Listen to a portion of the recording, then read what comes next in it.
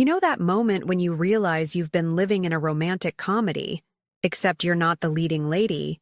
You're the clueless wife who just discovered her husband's affair through a text notification that popped up on his phone while he was in the shower. Yeah, that was my Wednesday morning wake-up call, served with a side of existential crisis and lukewarm coffee. My name is Sophia, and apparently, I've been starring in my own personal soap opera without even knowing I had the leading role. Picture this. There I was, innocently trying to find Andrew's charger because mine decided to die at the most inconvenient moment. Isn't that always the way? When his phone lights up with a message that made my blood pressure spike faster than a Wall Street trader on cocaine. Can't wait to see you later, baby. Last night was incredible. Love you. Madison. Now, here's the thing about betrayal. It has this delightful way of making you question absolutely everything. Like, was I hallucinating? Did I accidentally pick up a stranger's phone? Was this some elaborate prank orchestrated by the universe to test my sanity? Spoiler alert, it wasn't. Madison. The name rolled around in my brain like a marble in a washing machine. Loud, annoying, and impossible to ignore. Madison. Where had I heard that name before? Oh, right. Madison Collins, Andrew's incredibly efficient new assistant at his marketing firm. The one he'd been praising for weeks about her exceptional organizational skills and fresh perspective on client relations. Fresh perspective, my foot. More like fresh everything else, apparently. Standing there in my decade-old pajamas, holding my cheating husband's phone like it was radioactive waste, I had what I can only describe as an out-of-body experience. You know those moments when you're watching yourself from above, thinking, well, this is it. This is how the story ends. Time to lawyer up and take half of everything. But then something miraculous happened. Instead of collapsing into a puddle of tears and self-pity, I started laughing. Not the healthy kind of laughter that comes from watching a good comedy. No. This was the slightly unhinged laughter of a woman who'd just realized she'd been married to a walking cliché for 8 years. Andrew chose that exact moment to walk out of the bathroom, towel around his waist, hair still dripping, looking like he'd stepped out of a men's grooming magazine. Too bad his moral compass hadn't gotten the same attention as his abs. "Morning, beautiful," he said, flashing that $1,000,000 smile that had convinced me to say yes to his proposal all those years ago. "You're up early. Beautiful. Right." I wondered if Madison got the same generic pet name, or if she rated something more creative. Probably gorgeous or stunning. I was clearly stuck in the basic tier of his romantic vocabulary. "Just couldn't sleep," I replied, setting his phone down on the nightstand with the casual air of someone who definitely hadn't just discovered her entire marriage was built on lies. "Weird dreams, you know." He nodded absently, already focused on getting dressed for another day of work. And by work, I now understood he meant playing hide the sausage with his 20-something assistant. The man had the audacity to kiss my forehead before leaving, like some sort of twisted morning ritual. "Have a great day, honey. Love you. Love you." The words hung in the air like stale perfume. I watched him grab his keys, his phone, his carefully crafted facade of being a devoted husband, and walk out the door to continue living his double life. That's when the real Sophia emerged, not the naive woman who'd spent the last 8 years playing house with a master manipulator, but the strategic, calculating version of myself that had been dormant for far too long.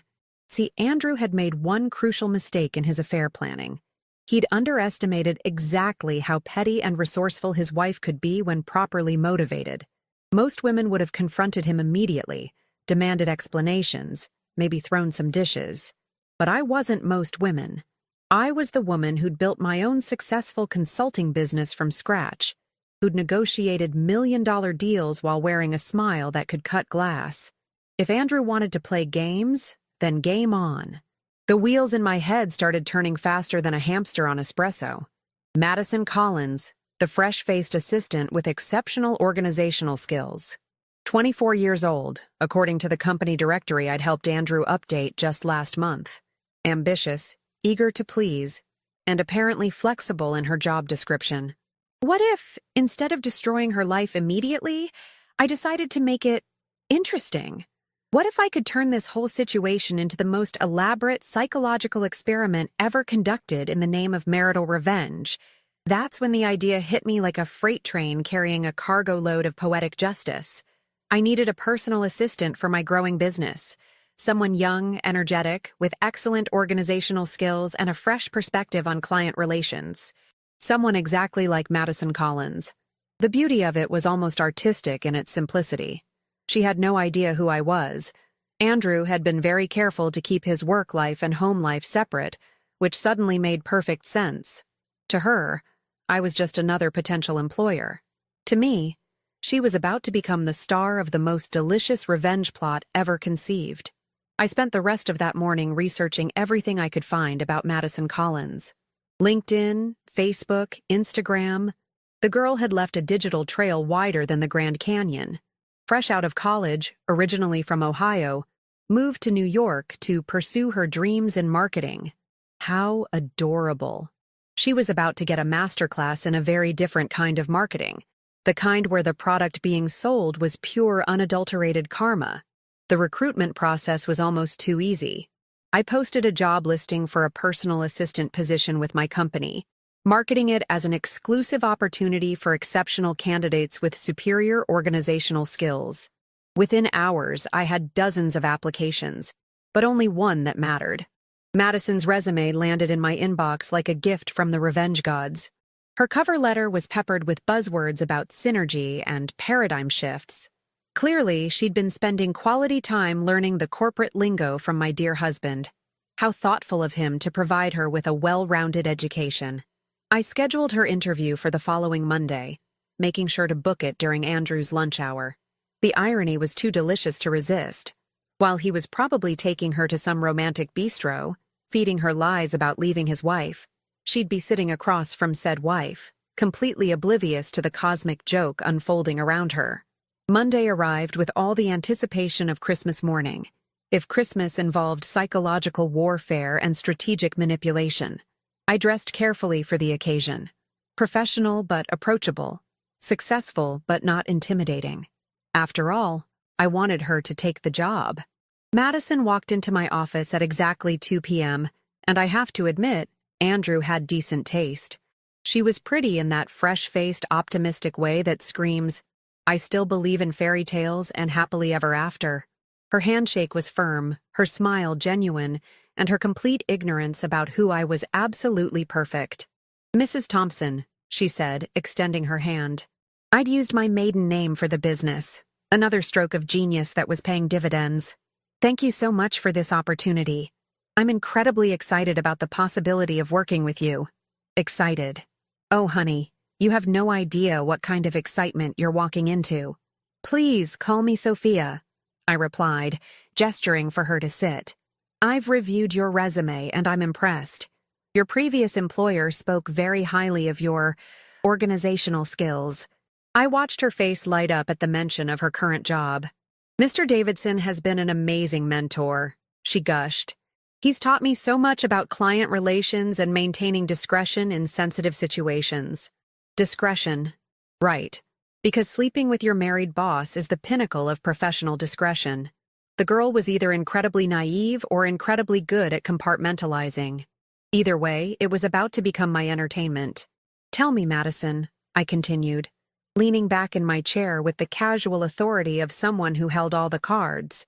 "How do you handle complex situations? Say, when personal and professional boundaries become blurred." She shifted slightly in her seat, and I caught a flicker of something. Guilt? Awareness? Cross her features. "I believe in maintaining strict professional boundaries," she said carefully. "Personal feelings should never interfere with work performance." Personal feelings. Oh, this was rich. The girl was sitting in my office, interviewing to be my personal assistant, while personally feeling up my husband on the side. The universe's sense of humor was truly unmatched. "Excellent answer," I said, making a note on her resume. "Now, this position would require extensive coordination with my personal life as well. Some after-hours work, weekend events, family gatherings. Would that be a problem?" "Not at all," she replied eagerly. "I'm very flexible with my schedule." Flexible. There was that word again. Andrew certainly seemed to appreciate her flexibility. The interview continued for another 30 minutes, during which Madison proved herself to be articulate, ambitious, and completely unaware that she was interviewing with the wife of her affair partner. It was like watching a car accident in slow motion, except I was the one controlling both vehicles. "Well, Madison," I said finally, standing to signal the end of our meeting, "I'm very impressed.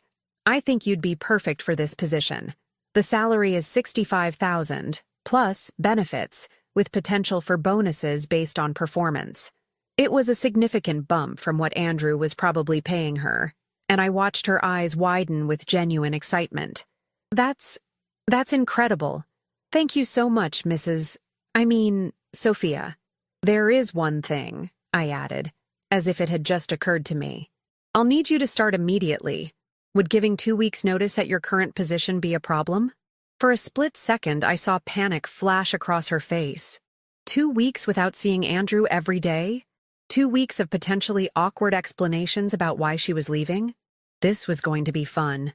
I'm sure we can work something out," she stammered. "Mr. Davidson is very understanding about career advancement opportunities." Understanding. Yes, I'm sure he'd be very understanding about his mistress taking a job with his wife. This was going to be educational for everyone involved. "Wonderful," I said, extending my hand again. "Welcome to the team, Madison. I have a feeling this is going to be a very enlightening experience for both of us." She shook my hand with the enthusiasm of someone who'd just won the lottery, completely unaware that she'd actually just bought a ticket to the most expensive education of her life. That evening, I waited for Andrew to come home with the patience of a spider who'd just finished weaving the perfect web.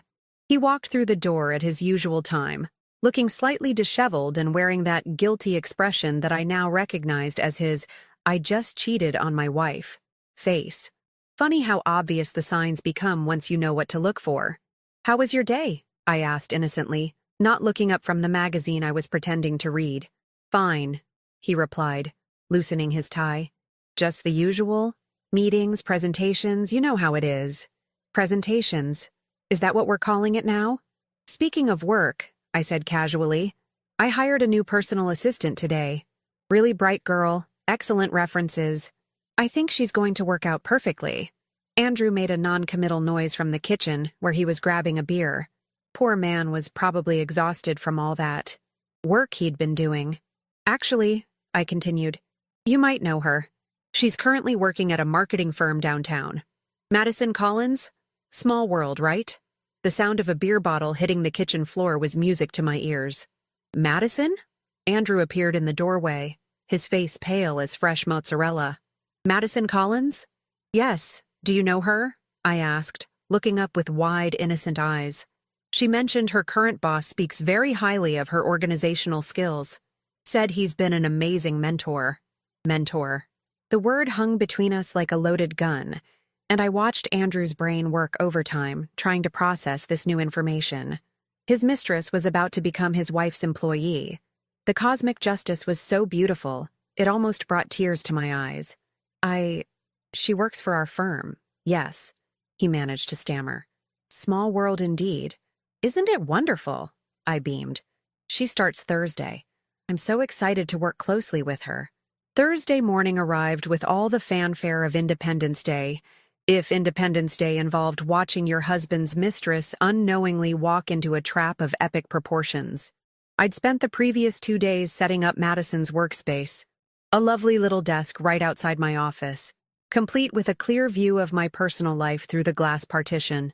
Privacy was so overrated anyway.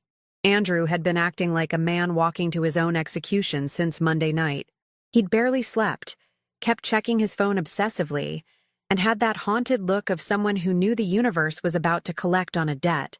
I'd watched him struggle with whether to warn Madison, but how exactly do you explain to your mistress that she's about to work for your wife without revealing the whole affair?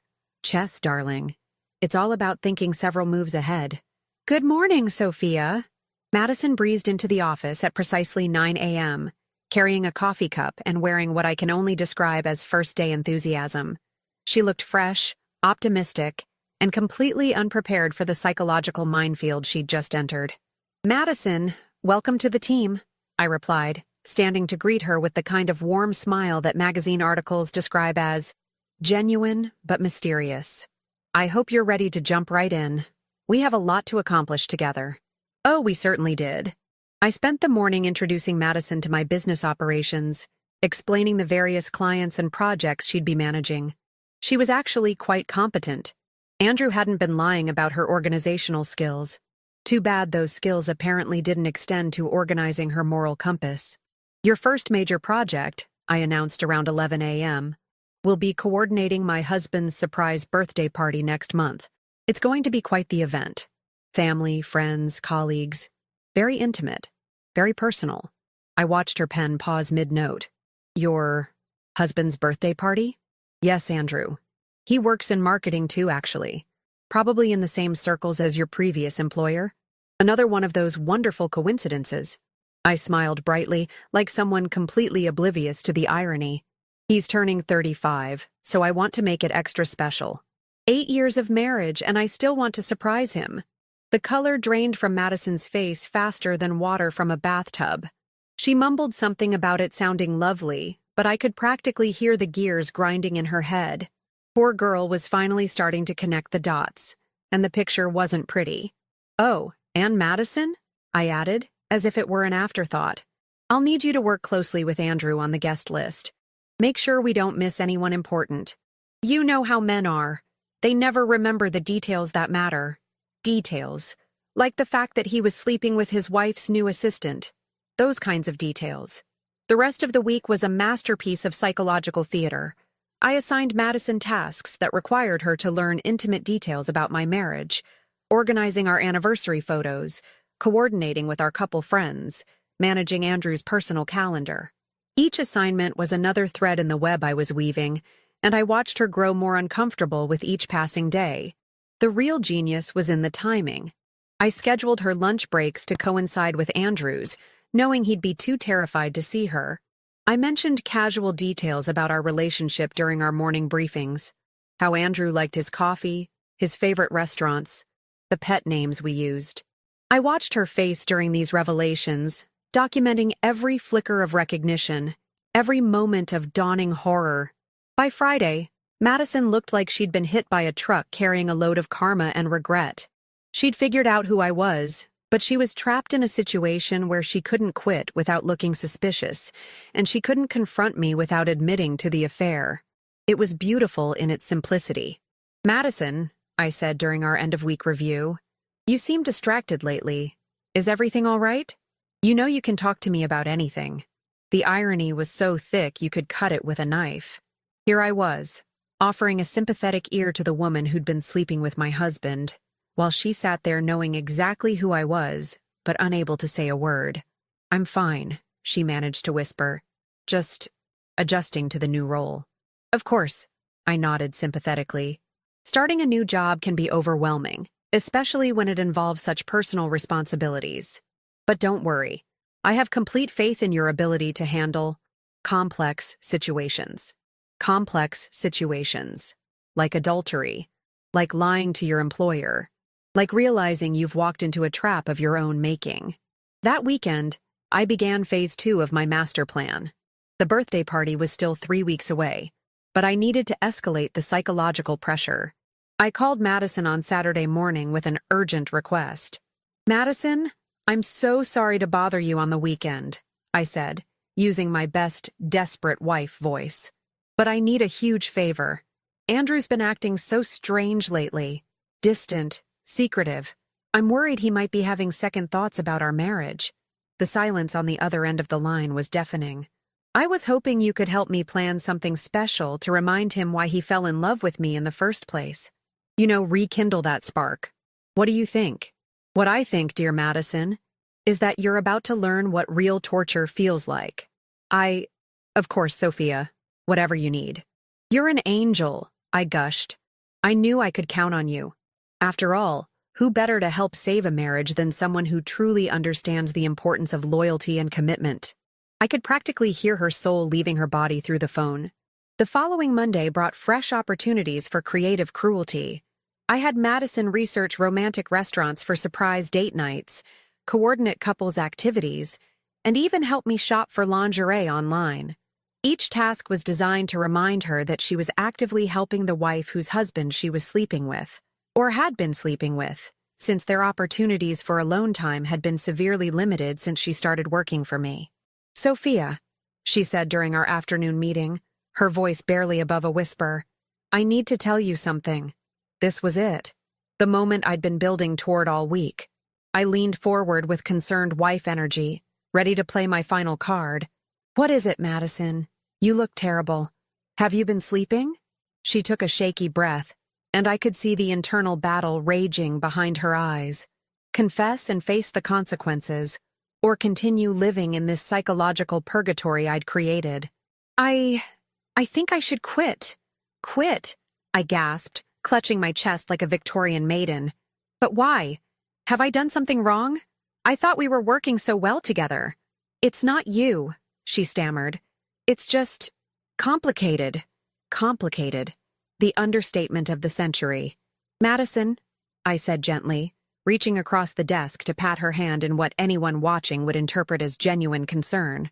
"Whatever it is, we can work through it together. That's what good employers do. We support each other through difficult times." The look in her eyes was pure anguish. She knew. I knew she knew. She knew I knew she knew. But the game required us to keep playing our roles until someone finally called checkmate. "Trust me," I continued with a smile that would have made the Mona Lisa jealous. "Everything is going to work out exactly as it should."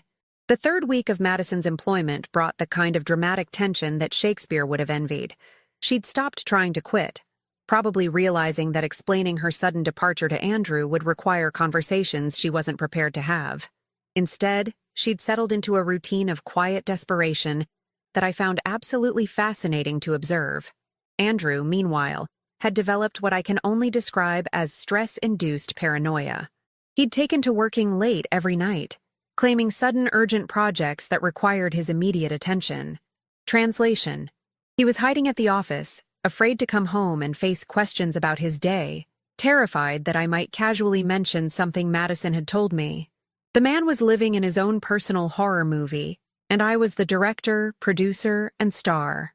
"Darling," I said over breakfast on Wednesday morning, "you've been working so hard lately.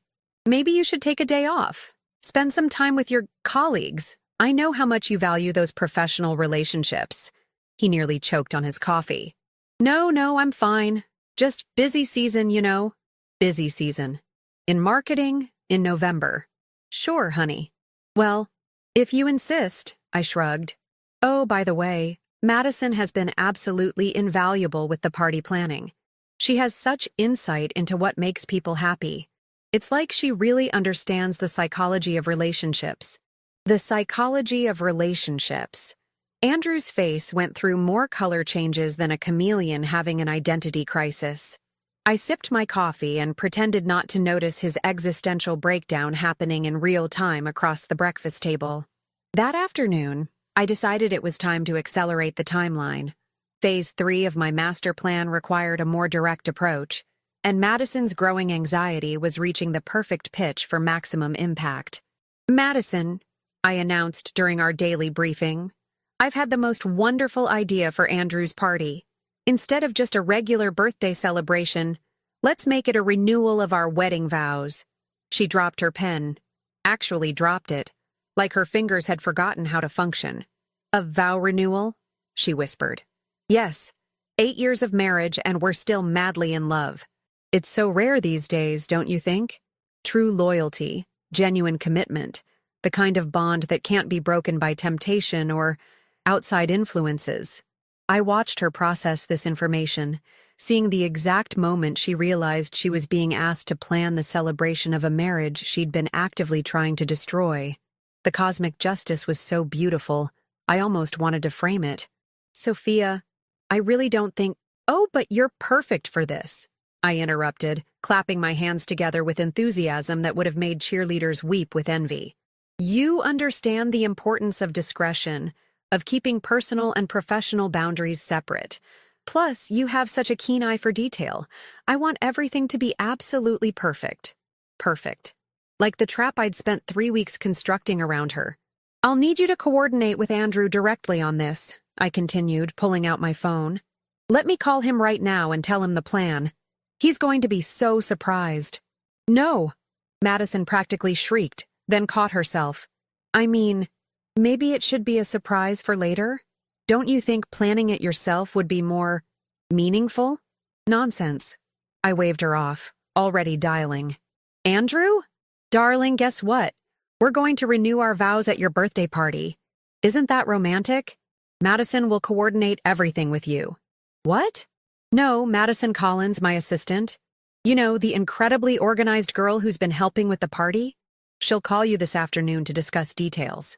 The silence on the other end of the line was so profound, I wondered if the phone had actually exploded from the sheer force of Andrew's panic. Andrew? Are you there? Yes. That sounds wonderful. Wonderful. The man sounded like he was planning his own funeral, which, in a sense, he was. I hung up and turned back to Madison, who looked like she'd just witnessed the apocalypse. There. All set. You two can work out all the details together. After all, who knows Andrew better than his devoted assistant? The next few days were comedy gold. I assigned Madison increasingly personal tasks. Writing vow renewal invitations, researching romantic poetry, selecting music that celebrated enduring love and unwavering faithfulness. Each assignment was another twist of the knife, another reminder of exactly what she'd been helping to destroy. The real masterpiece came when I asked her to help me write new vows for the ceremony. We spent an entire afternoon crafting promises about loyalty, honesty, and the sacred trust between husband and wife. Madison's handwriting got shakier with each word she wrote, but she couldn't refuse without raising suspicions. Read this back to me, I instructed, handing her the draft. I want to make sure it captures everything I feel about our marriage. She cleared her throat nervously. I promise to love you faithfully, to honor the sacred bond between us, and to never betray the trust you've placed in my heart. I vow to choose you every day, forsaking all others, and to build our future on a foundation of honesty and unwavering commitment. Perfect, I smiled. Andrew is going to love hearing those words. Don't you think it's beautiful when someone recommits to their promises? When they choose to put their marriage first, no matter what temptations they might face? Madison nodded weakly, probably wondering if she could fake her own death to escape this situation. Friday afternoon brought the culmination of 3 weeks of psychological warfare. I called Madison into my office for what I announced would be our final party planning session. I have one last surprise for Andrew, I said, pulling out an elegant envelope. I've written him a personal letter to read before the vow renewal. Something private, just between husband and wife. Would you mind delivering it to him personally? I want to make sure he gets it tonight. She took the envelope with trembling hands, not knowing that inside was a letter that would change everything. Not a love letter. Oh no, nothing that simple. Instead, it was a detailed account of everything I'd observed over the past month, every lie I'd uncovered, every piece of evidence I'd gathered.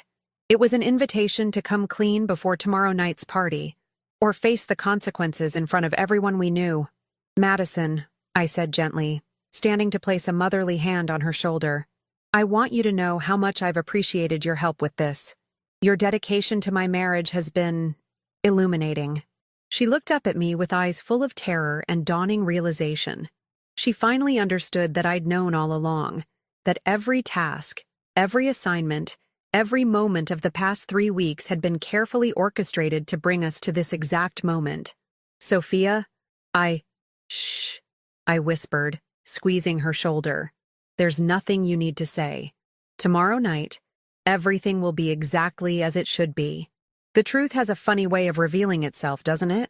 She nodded mutely and walked out of my office, clutching the envelope that contained her professional destruction and probably the end of her relationship with Andrew. I watched her leave through my glass partition, finally allowing myself the satisfied smile I'd been holding back for 3 weeks. Tomorrow night's party was going to be absolutely unforgettable. Saturday evening arrived with all the pomp and circumstance of a royal execution, which, in retrospect, was exactly what it turned out to be. The venue looked absolutely stunning. Madison had done excellent work despite her mounting existential crisis. Twinkling lights, elegant flowers, tables arranged perfectly for our 40 closest friends and family members. Everything was ready for what they thought would be a birthday celebration and vow renewal, but what I knew would be the most spectacular public unmasking in social history. Andrew had received my letter, judging by the fact that he'd called in sick to work on Friday and spent the entire day pacing around our house like a caged animal. He kept starting conversations with me, then stopping mid-sentence, as if he were trying to work up the courage for a confession that never came. By Saturday afternoon, he looked like a man preparing for his own wake.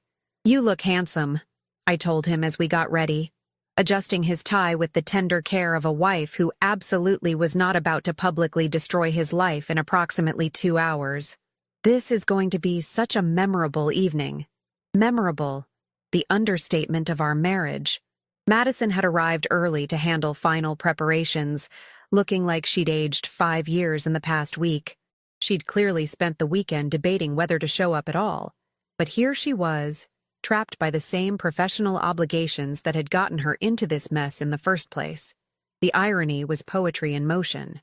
"Everything looks perfect, Madison," I said warmly as guests began arriving. "You've really outdone yourself. I couldn't have asked for a better assistant." She managed a weak smile that looked more like a grimace. "Thank you, Sophia. I hope everything goes smoothly tonight." Smoothly. Oh, honey, you have no idea what's about to happen. Our guests mingled and chatted, completely unaware that they were about to witness the most educational dinner theater performance of their lives. I watched Andrew work the room, shaking hands and accepting birthday wishes while sweating through his expensive shirt. Every few minutes, his eyes would dart to Madison, who was stationed near the kitchen, coordinating with the catering staff and trying to blend into the wallpaper. At exactly 8 p.m., I called everyone to attention for the vow renewal ceremony. Andrew and I stood before our friends and family, surrounded by candlelight and flowers, as our officiant began the traditional words about love, commitment, and the sacred bonds of marriage. The beautiful irony of it all was almost overwhelming. "Before we begin the vow exchange," I announced, stepping forward with a bright smile, "I'd like to thank everyone who helped make tonight possible. Especially my wonderful assistant Madison, who's been absolutely instrumental in planning this celebration of our marriage." I gestured for Madison to step forward, watching her face pale as every eye in the room turned toward her. She shook her head slightly, but I insisted with the kind of gentle authority that couldn't be refused in public. "Madison has been working so closely with Andrew and me over the past month," I continued, my voice carrying clearly through the suddenly quiet room. "She's really gotten to know us as a couple, haven't you, Madison?" She nodded mutely, trapped between her desire to disappear and the social pressure of 40 people staring at her expectantly. "In fact," I said, pulling out a second envelope, not the letter I'd given Andrew, but something far more devastating. "Madison has been so dedicated to understanding our relationship that she helped me write these new vows. She really understands the importance of loyalty and faithfulness in marriage." Andrew's face had gone completely white. Madison looked like she might actually faint. The crowd watched with the fascinated attention of people sensing drama, but not yet understanding its scope. "But before I read these beautiful vows Madison helped craft," I continued, my smile never wavering, "I thought it would be appropriate to share something else. You see, over the past month, I've learned so much about trust, about honesty, and about the importance of really knowing the people closest to you." I opened the envelope, revealing printed screenshots of text messages, photos, emails, months of evidence that painted a very clear picture of Andrew and Madison's relationship. The crowd began to murmur as understanding dawned. "For instance," I said conversationally, "I learned that some people will look you in the eye every morning and lie about where they're going and who they're seeing. I learned that others will take a job working for someone while secretly betraying them in the most intimate way possible." Madison made a small, wounded sound. Andrew looked like he was about to pass out.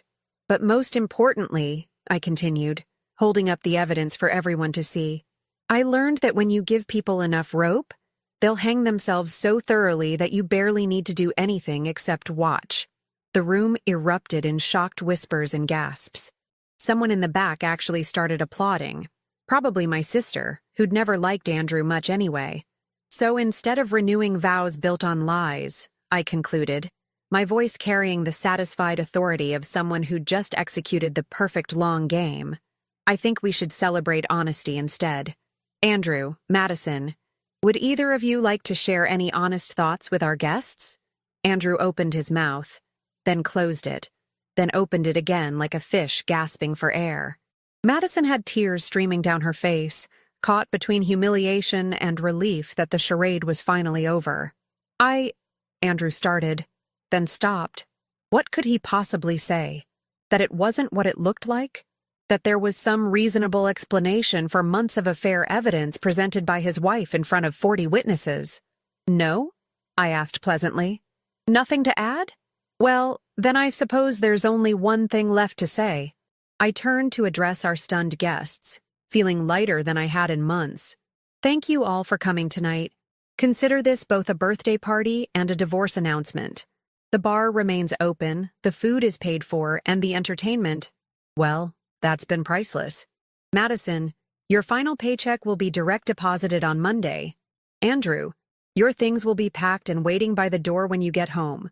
I set the microphone down, gathered my purse, and walked toward the exit with the dignity of a woman who'd just won the most satisfying game of chess in human history.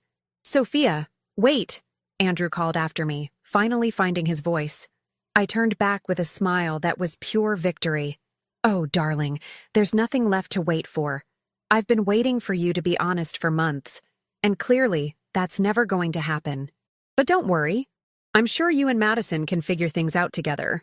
After all, you both have such excellent organizational skills. And with that, I walked out of my own party and into the most liberating night of my life. 6 months later, I'm running my business better than ever. Andrew is paying alimony that funds my new lifestyle beautifully, and Madison is apparently working at a coffee shop in Brooklyn. Turns out the marketing industry is surprisingly small when word gets around about your professional ethics. The best part? I received a wedding invitation last week from another couple in our social circle, with a handwritten note. Please bring your event planning expertise. We want our celebration to be half as memorable as yours was. Some people throw dishes when they discover infidelity. Some people key cars or burn clothes. But the truly satisfying revenge? That's when you turn your betrayal into performance art, complete with audience participation and a standing ovation. After all, if you're going to get cheated on, you might as well make it entertaining, and profitable, and absolutely, devastatingly unforgettable. In the end, I learned that marriage really is about finding someone who'll stand by you through anything, even when that anything includes discovering they're a lying, cheating disaster and you need to publicly destroy their life as creatively as possible.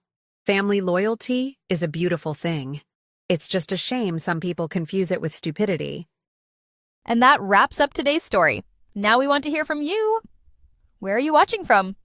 Drop your city or country in the comments, and let's see how far these stories reach.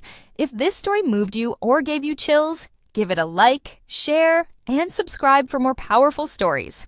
One last thing, rate the story from 1 to 10 in the comments. Your feedback helps us bring you even better ones next time. Thanks for watching. We appreciate you being part of this storytelling journey.